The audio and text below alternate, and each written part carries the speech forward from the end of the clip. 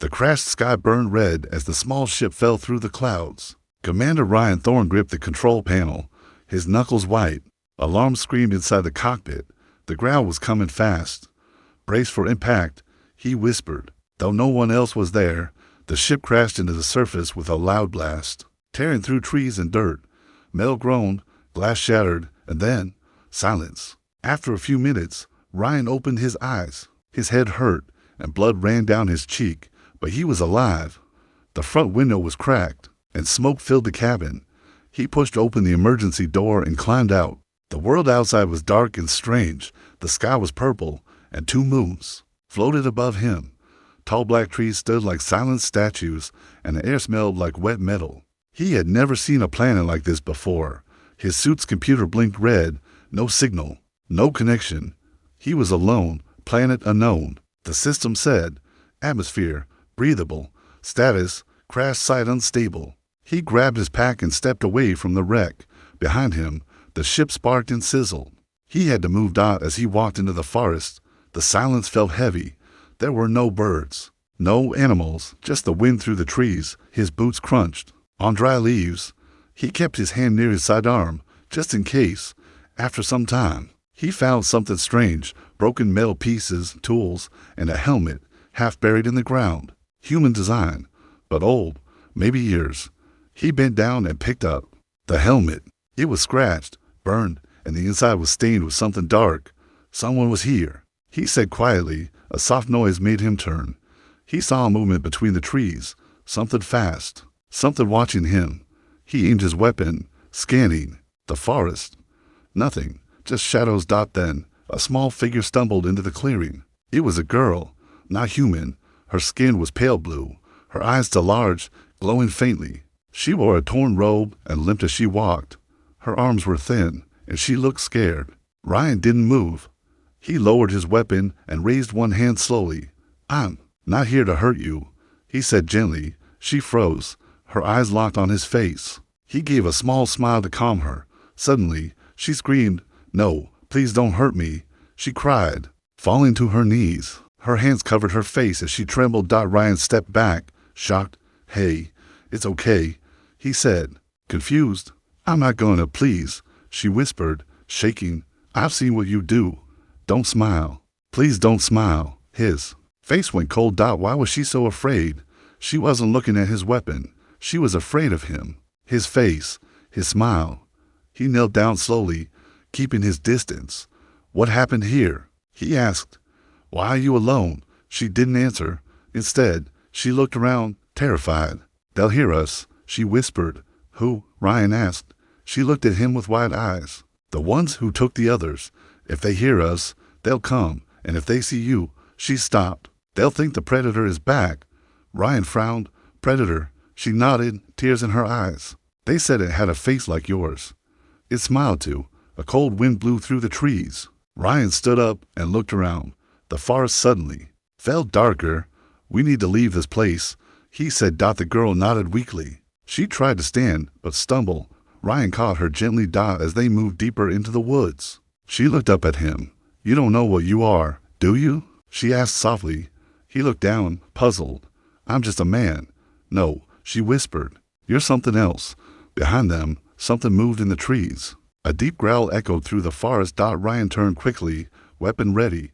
But there was nothing. Just the silence. Watching them. Asterisk, the silence for that forest was alive, but not with sound. It watched. It breathed. It remembered. Commander Ryan Thorne walked slowly, holding the alien girl close. Her body was light, fragile. She limped, leaning on him for support. Behind them, the crash site was already swallowed by mist. "What's your name?" he asked gently. She looked at him with frightened eyes. "I can't say it here. Name's Carrie." Sound calls them." Ryan asked. She only nodded. Her hands clutched his jacket tightly, as if letting go meant death. As they moved deeper into the woods, Ryan noticed the trees, tall and twisted. Their bark was covered with strange markings, symbols cut deep like scars. Some looked like human writing, some like warning signs. He stopped by one. A crude drawing showed a creature, tall, wide shoulders, a mouth open wide in a grin. Beneath it, stick figures ran or burned. The smiling thing Ryan touched the symbol. It felt warm. We have to keep moving. The girl whispered. This place remembers you. Me? Ryan asked. Not just you, she said. Your kind. He looked up. No sun in the sky, only thick clouds and purple light. The air smelled like something old, like dust and blood. What happened here? He asked. She hesitated. A long time ago, something came from the sky. Not you, but like you, tall, made of fire and metal. It smiled when it killed. Ryan's chest tightened. A human? Maybe, maybe not, she said. We only saw the face and the smile. They passed by a broken fence. Bones lay scattered across the ground. Not human bones. Longer. Thinner. Some still had clothes. She lowered her voice. This was a village. They tried to fight back. They failed. A low hum passed through the trees. Ryan froze. What was that? The forest is awake, she said. We're not alone. Anymore? He raised his weapon. Silence. Not even wind now. They moved faster. Roots grabbed at their boots. Shadows shifted in the corners of their vision.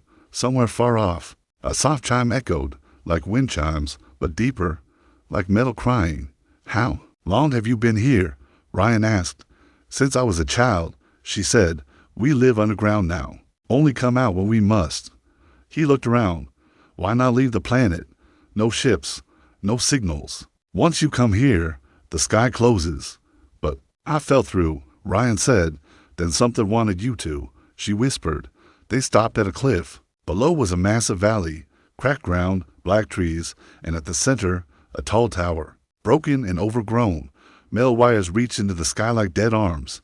What is that? He asked. The place of silence, she said. We don't go there. Why not? She looked at him carefully. Because it sings to people like you. Suddenly, Ryan's head hurt. A sharp ringing sound filled his ears. He dropped to his knees, gripping his head. Memories flashed, images of fire, labs, men in white coats, a voice saying he will be our answer to war, and then silence. When he opened his eyes, the girl was watching him closely. You heard it, didn't you? She asked. He nodded, breath shaking. What's happening to me? You're remembering. They climbed down into the valley. The ground was dry, cracked, as if burned long ago. As they walked, Ryan felt something. Under the soil, metal, cables, bones. Machines slept beneath the ground. They reached an old doorway, a hidden path into the rocks. The girl knocked 3 times, then twice. The wall opened silently. Inside, others waited. Alien faces turned toward him, some afraid, some angry, all silent. A tall one stepped forward, older, with dark markings on his skin. You brought him here? The elder asked. He saved me, the girl said. The elder's eyes narrowed.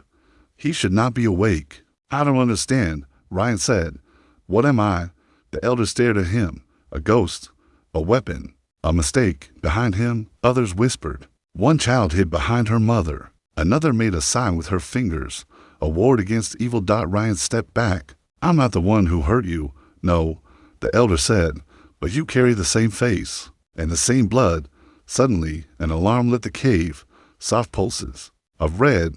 They found us, the girl said. The elder shouted, seal the doors. From outside came a deep roar, not from a beast, but from the earth itself. Something massive was coming. Ryan looked at the girl. We have to fight. She grabbed his hand. No, if you fight, you'll become him. The air shook. The silence was over.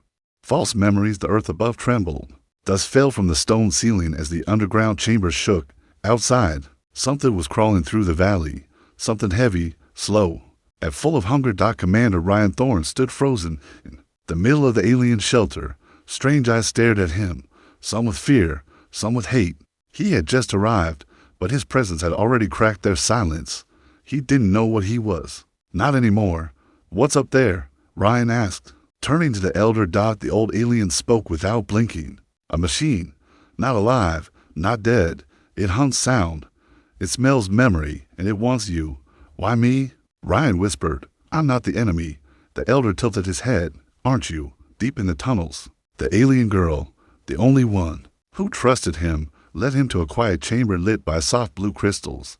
The air was cold, and the walls were covered in old carvings. Some showed creatures falling from the sky. Others showed war, blood, and faces like his. Do you believe in dreams? She asked suddenly.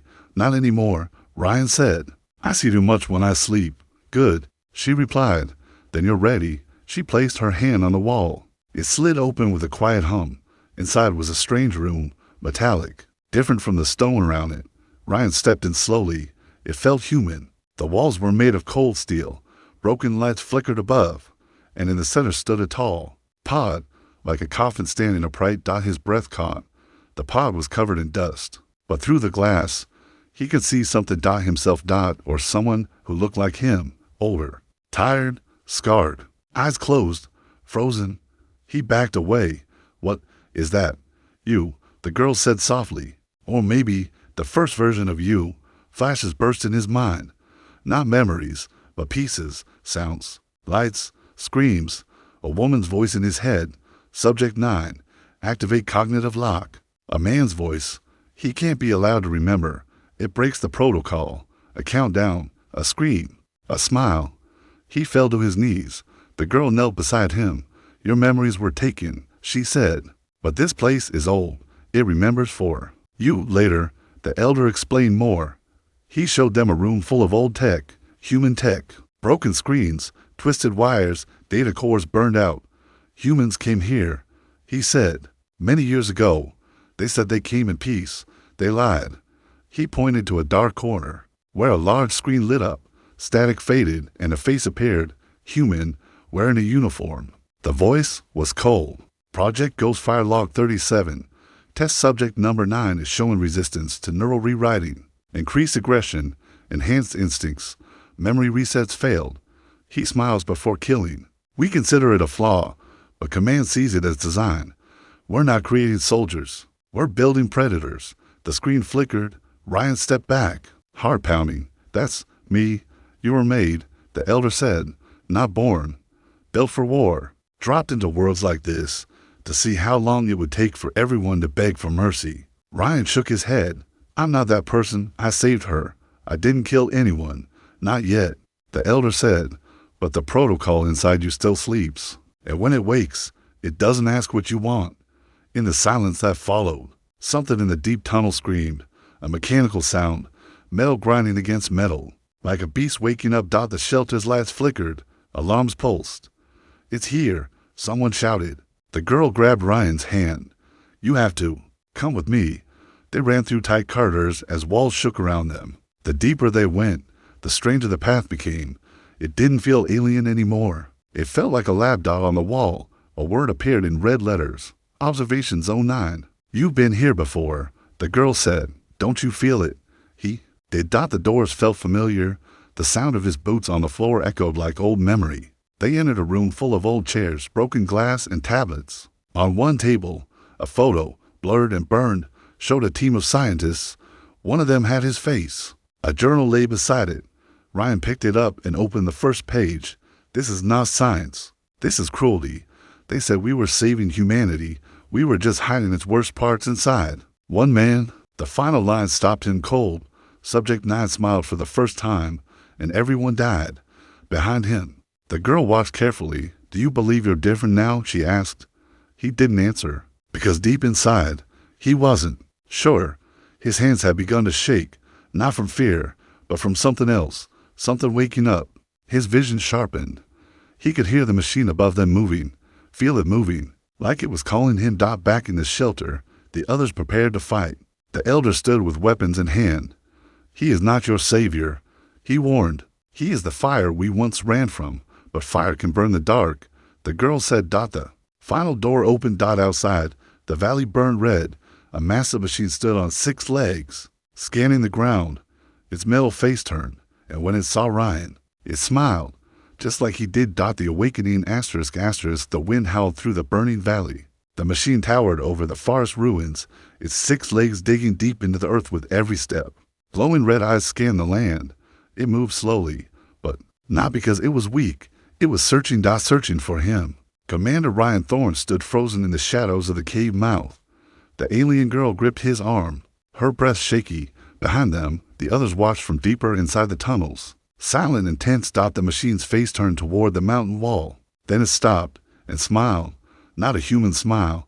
It was wide, mechanical, made of grinding metal plates, but it copied something. Someone dot him. Ryan's chest tightened. It felt like looking into a mirror made of steel and death. Why does it smile like that? He asked. The elder's voice echoed behind him. Because it remembers you later. In the quiet of the shelter, Ryan sat alone. His hands trembled. Not from fear, from pressure building beneath his skin. Something inside him was waking up. Something he had no words for. His muscles twitched. His hearing had sharpened.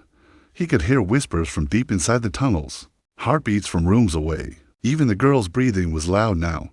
He closed his eyes. Images flashed again. Not dreams, but memories trying to return. A room filled with white light.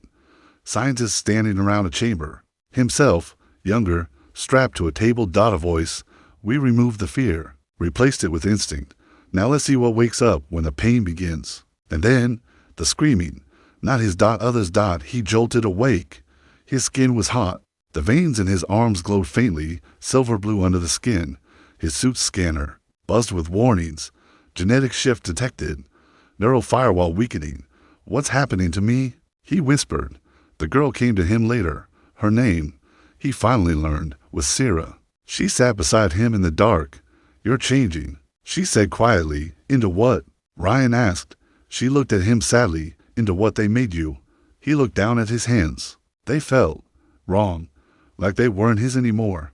I don't want to be that, he said. Then fight it, she replied. He laughed bitterly. How do you fight something inside your blood? Sarah placed her hand over his. You already are. But the truth was, it was getting harder. His senses were too sharp. His strength, too much. Earlier, when a stone wall blocked their path, he touched it lightly and it shattered under his fingers. The others had stepped away from him after that, even the elder.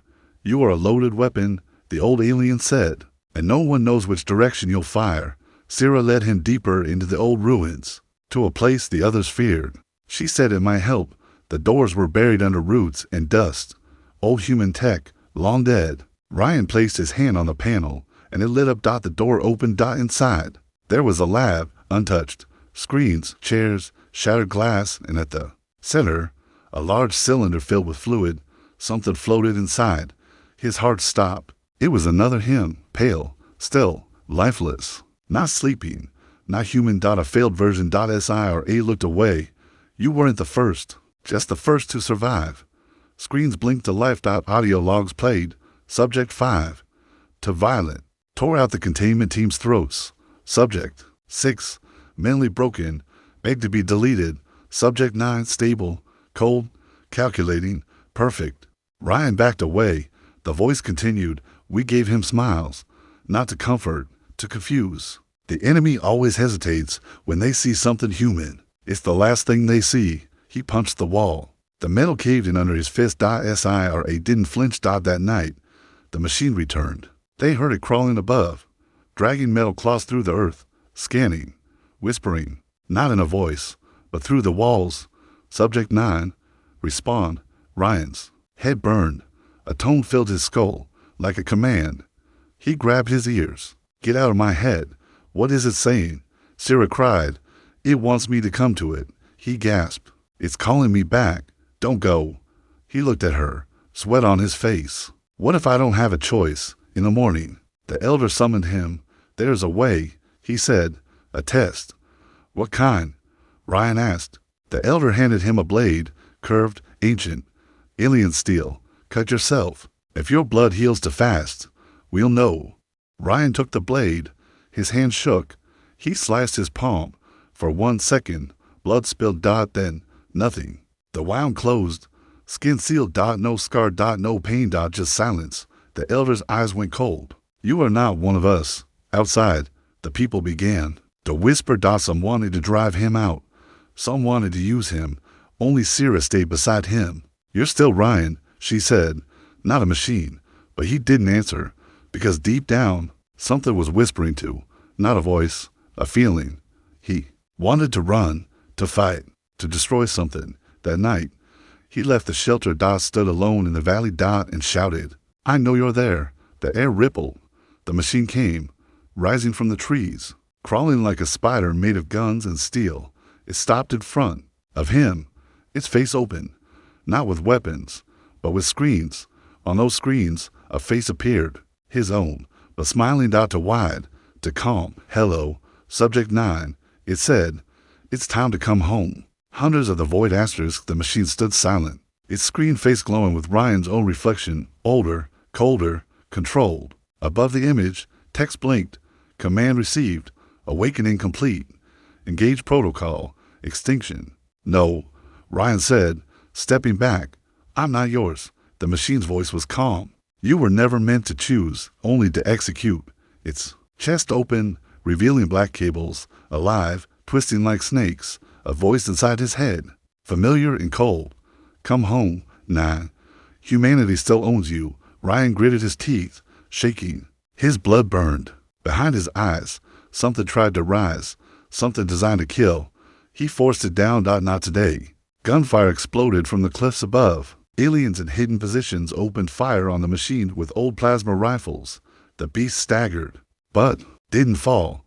Its skin absorbed most of the blasts. The Elder stood on the ridge, shouting, now. While it's distracted, more fighters poured from the rocks, charging with spears and stolen tech. The machine screeched. Its cables lashed out, grabbing the warriors, lifting them into the air, then tearing them apart. Ryan ran forward, not away, toward it. What are you doing? Sarah cried behind him, ending it. He leapt onto the machine's leg. The metal burned his hands, but he climbed anyway. The machine turned its attention to him. Subject identified. Reintegration process initiated. A needle shot fired from its side, aimed for his chest. Ryan dodged, grabbed the metal arm, and ripped it off. The machine screamed. Not a sound, a signal, a cry into the void. The ground shook. That wasn't a call for help, the Elder said, realizing the late. That was a signal for the others. Above the sky, the clouds twisted. Black shapes dropped from orbit, long, thin, and alive. They had no eyes, no mouths, only long limbs and whispering voices. The hunters, Sarah gasped. Ryan jumped down as one of the black creatures landed behind him. It didn't walk. It slid, like it didn't touch the ground. Its voice wasn't sound. It was in his head. You smell like them. You are not them. You are not us. You are broken. It rushed him. Ryan moved on instinct. He grabbed his arm, or what felt like one, and twisted. It screamed with static and turned to smoke. Another came from behind. He spun, faster than he'd ever moved before, and slammed his fist into its chest. It exploded in shards of darkness. The others stopped, watching. He's one of them, they whispered, but not complete, unfinished, unstable. They circled him and smiled. The Elder shouted, get inside the tunnels. Sarah hesitated. Ryan, go, he yelled. She ran, but not far. She hid behind the rocks, watching. The machine had recovered. It fired a blast from its chest, aimed at the cliff. The ledge exploded. The Elder fell. Ryan ran to him, catching the old alien before he hit the rocks. The Elder looked up at him, coughing blood. You were made to destroy us, he whispered. I'm not your enemy, Ryan said. The Elder nodded. Then be our weapon, just once. His hand passed Ryan a device, small, blinking. What is this? It's the key, the Elder whispered. To the tower, the one that sings. And then he was gone. The hunter shrieked. The machine lunged. Ryan activated the device, and something changed. The mountain cracked open. High above, in the heart of the valley, the tower pulsed with blue light. It had been silent for years. Now, it awakened, slowly, like a god remembering its name. The hunters froze. The machine stopped moving. Command link broken, it said. Tower interference detected. Sarah ran to Ryan's side. What did you do? I think I just gave us a chance. They made their way to the tower. The hunters didn't follow. They hissed in fear, staying far from the light. They fear this place, Sarah whispered. Why? Maybe because it doesn't belong to them, Ryan said. Maybe it was meant to stop me. Inside the tower, the walls hummed with energy, old human design, but twisted, combined with alien tech. At the center, a platform. On it, a control panel. This is a command seat, Ryan realized. Not for ships, for people like me. He touched it. The tower responded. Screens lit up. Memories filled the room. Some his, some not. A voice played overhead. Project Ghostfire Final Protocol. Deploy Subject 9 to target world. Monitor survival, aggression, adaptation. If subject rebels, initiate hunter sequence. If Subject awakens fully, activate control tower for final reset. Sierra looked at him. They were never trying to save anyone, were they? No, Ryan said. They were testing me, and using your world as the lab. His hands tightened on the controls. He had a choice now.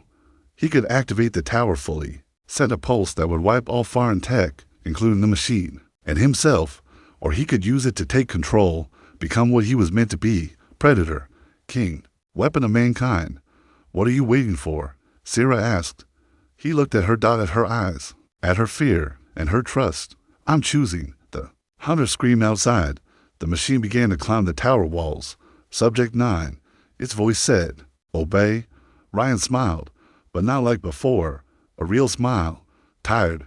Human. Double quotes no. He pressed the reset command. Light exploded from the tower. It spread across the planet like fire in the sky. The machine froze mid-climb. Its body turned to ash. The hunter shrieked and dissolved into mist. Ryan dropped to his knees, light pouring from his chest. You'll die, Sierra cried, running to him. I was never meant to live, he said. But you chose mercy, she whispered. No, he said, fading. I chose to be human. And then, silence. The tower stood still once more. Sierra knelt beside him, but Ryan Thorne was gone. Or maybe, finally, free.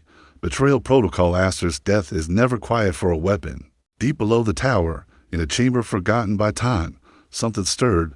Machines began to blink, not loud, but steady. Soft pulses of blue and red, like breathing.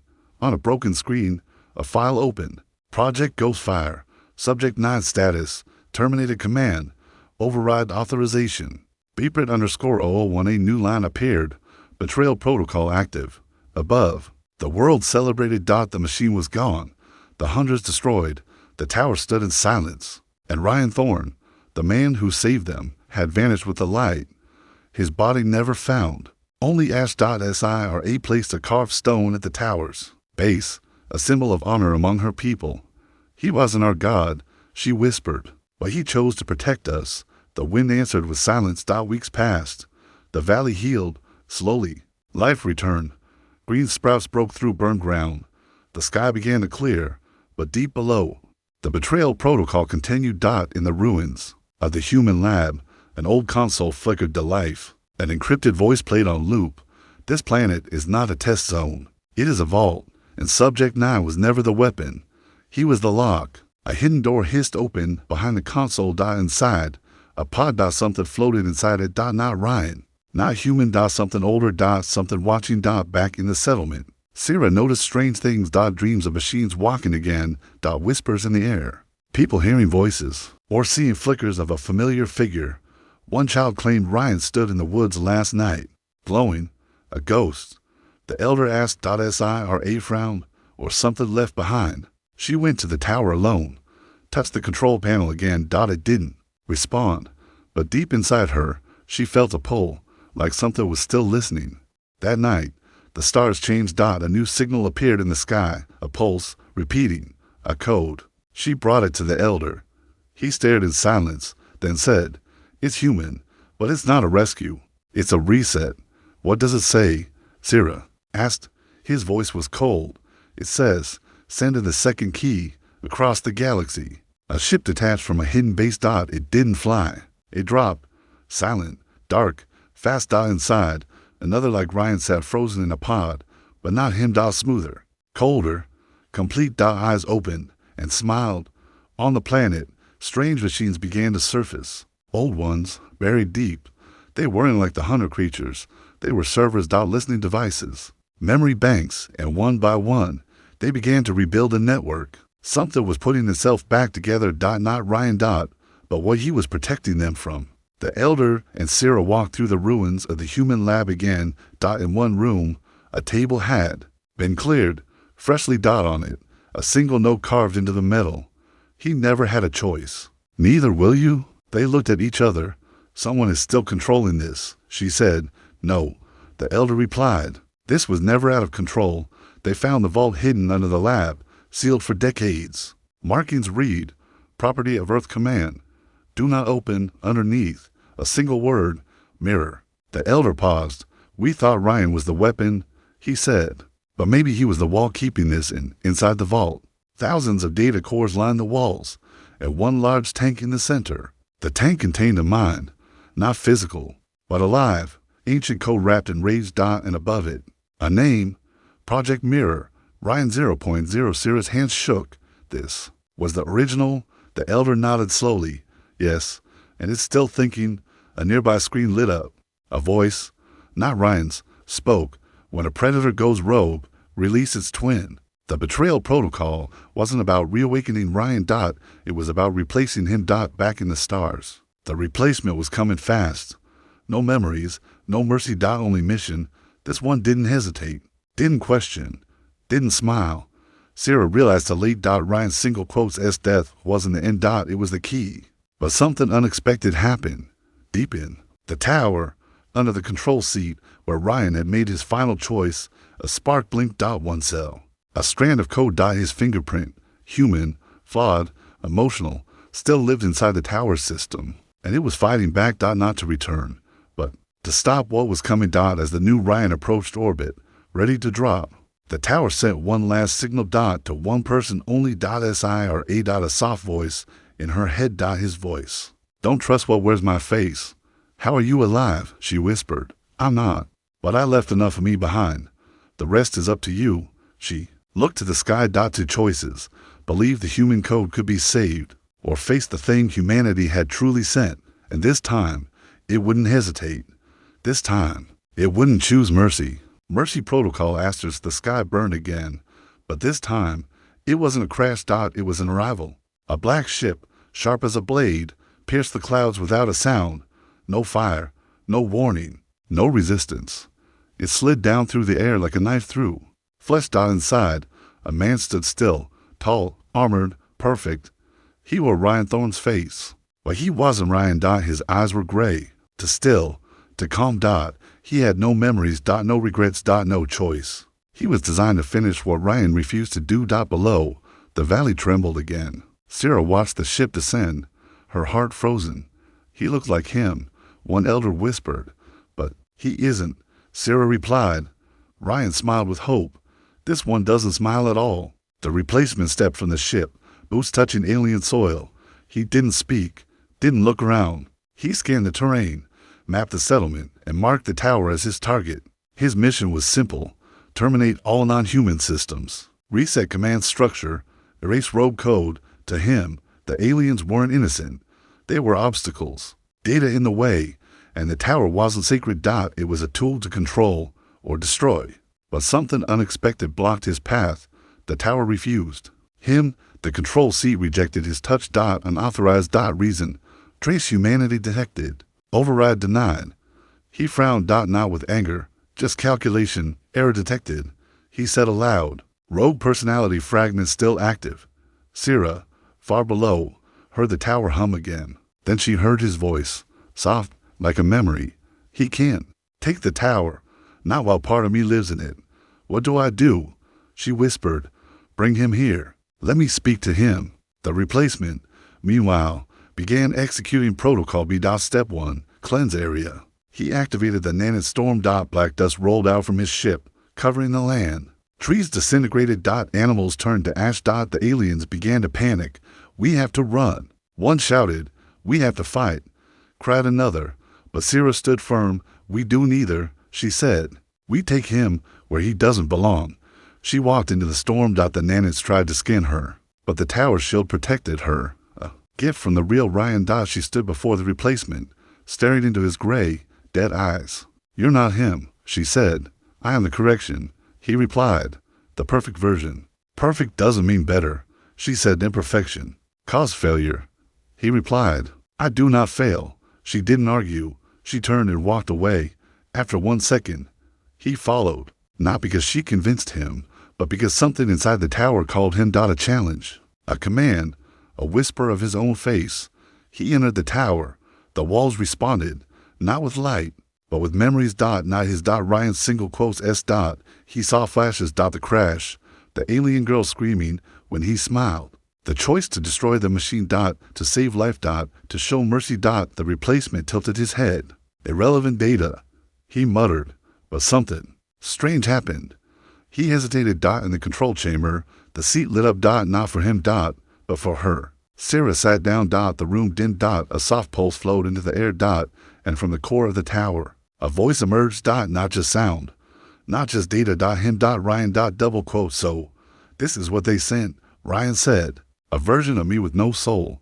The replacement didn't respond. He approached slowly. Ryan's voice continued. They thought I was broken because I cared. They thought emotion made me weak. He stepped closer. But you'll never hesitate. You'll never forgive. And that makes you more dangerous than I ever was. The replacement raised his hand. Delete, he said coldly. Corrupted. Echo. Purge command confirmed. But the tower didn't obey dot. Instead, the chamber changed. Screen showed not code, but people dot, the aliens, children, SIRA dot, moments Ryan had lived, faces he had saved, and then a screen showed the replacement himself dot, alone dot, empty dot, nothing behind the eyes. You think you're better because you follow orders, Ryan said, but orders are easy, mercy is hard. The replacement's hand twitched. He was trained to ignore doubt, but the tower was designed by humans dot. It had flaws dot, just like him dot. It didn't respond to perfection dot, it responded to choice. Sarah stood, looked the clone in the eyes. He wasn't weak, she said. He was strong enough to say no. You can't overwrite me, the replacement replied. No, Ryan's voice said, but I can offer you what no one else ever did. The room grew silent. A choice. The replacement stared at the controls dot, his hand hovered dot. He could purge the memory dot, take the tower, kill everything dot, fulfill the protocol. But something in his fingers shook dot, a whisper in his mind. Not a command dot, a question dot. What are you without the orders? For the first time, he stepped back dot, the tower dimmed. The storm outside slowed, and deep inside the system, the final protocol unlocked dot, mercy. The screen blinked. Subject twin has not executed, reset, protocol breach, mission failure, submit for deletion. But he didn't submit.